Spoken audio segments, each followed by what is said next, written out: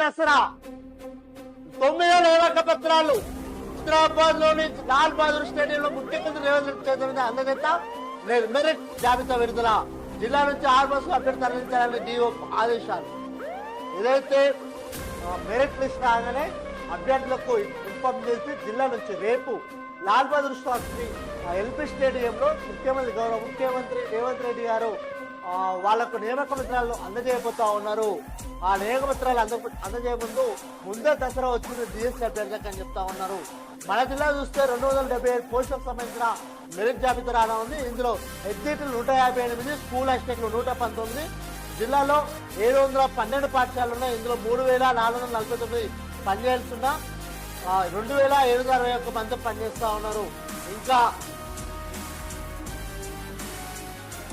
277 ఏదైతే డిఎస్సీ ద్వారా 2000